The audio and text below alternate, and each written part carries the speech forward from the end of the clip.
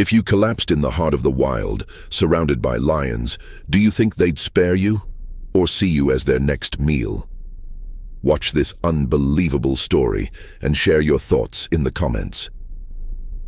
The African sun blazed high overhead, its relentless heat bearing down on the vast savannah.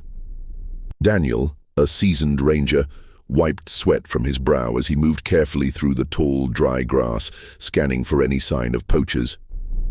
Reports had surfaced about illegal traps being set deep within the reserve, threatening the very lions he was sworn to protect.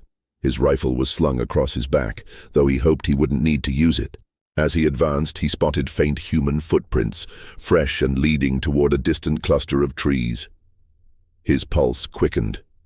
The poachers were close, but the heat was unforgiving. Every step grew heavier.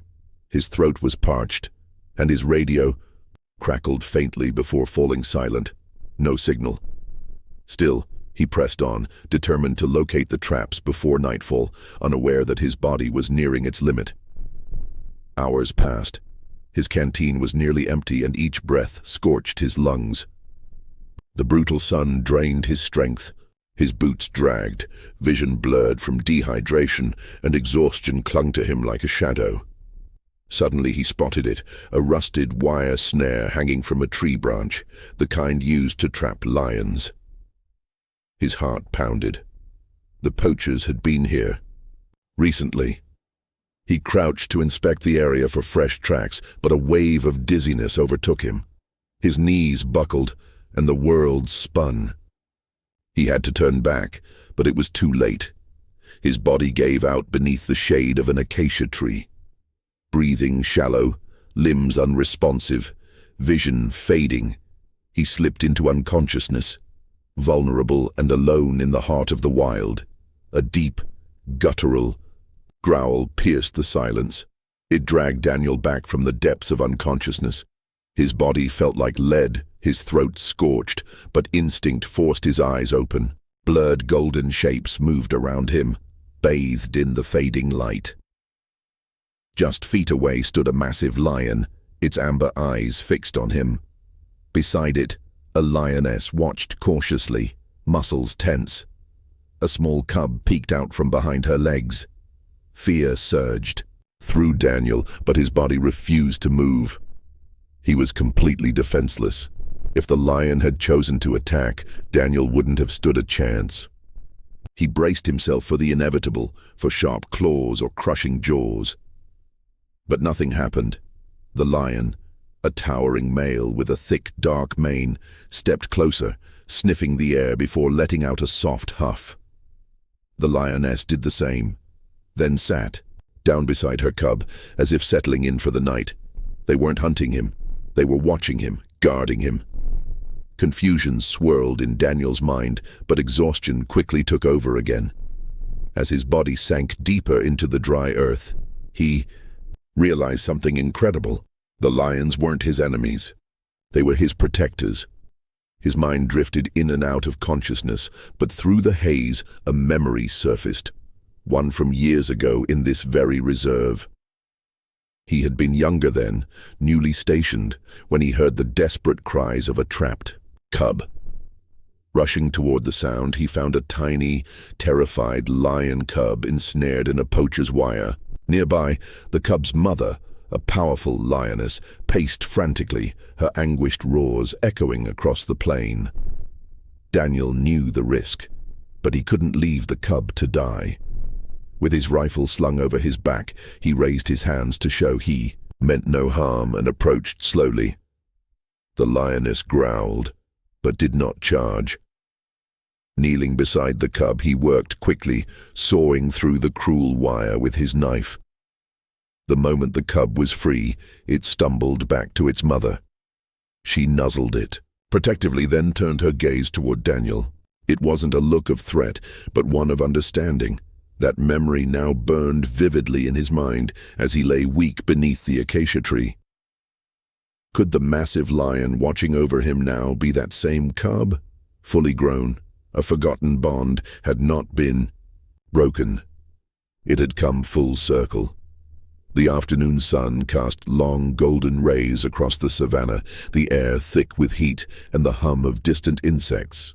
Daniel remained motionless beneath the tree, his body weak, yet his mind alert, humbled by the quiet power of nature and the unlikely guardians who stood by him.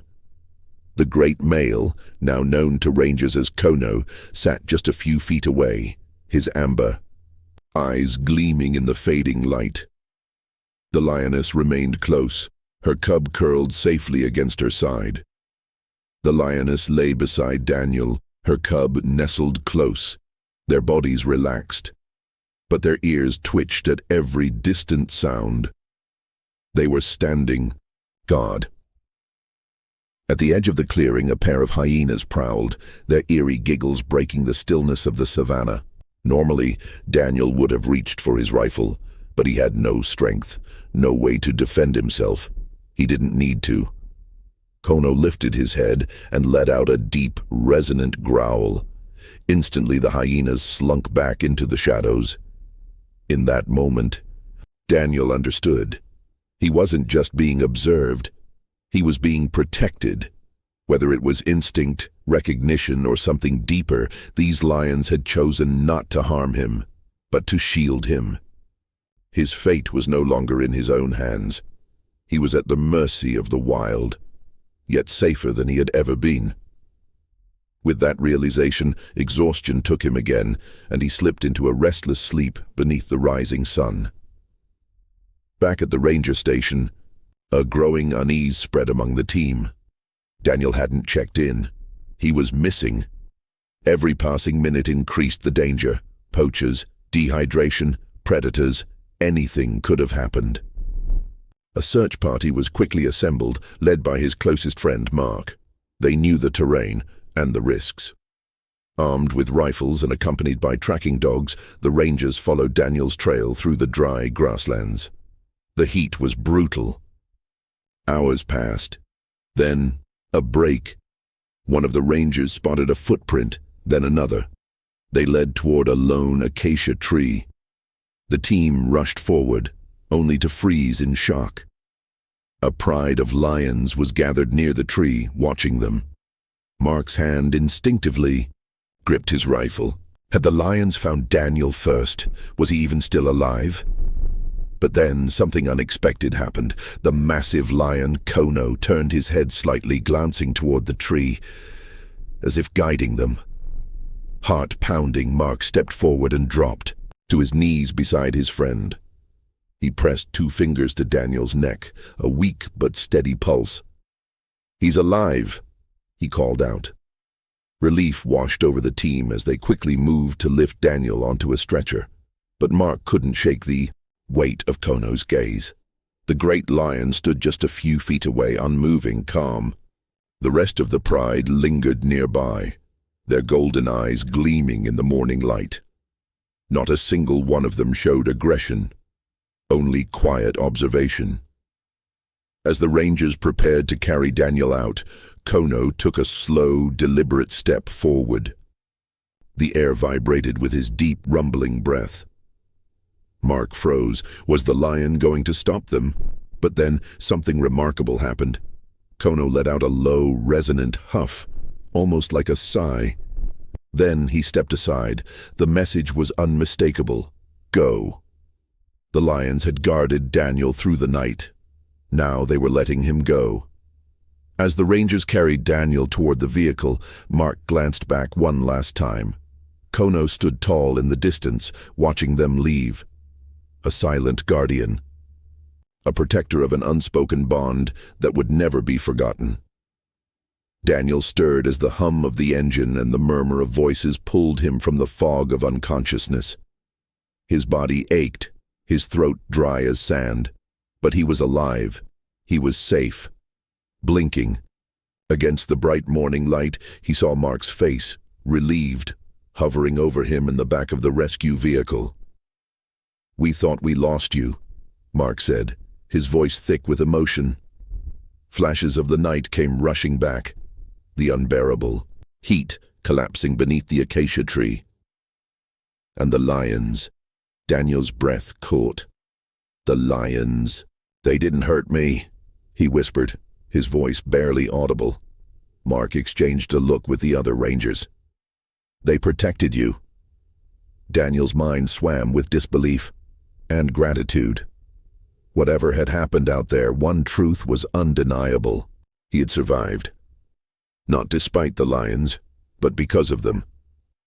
Weeks later, Daniel returned to patrol.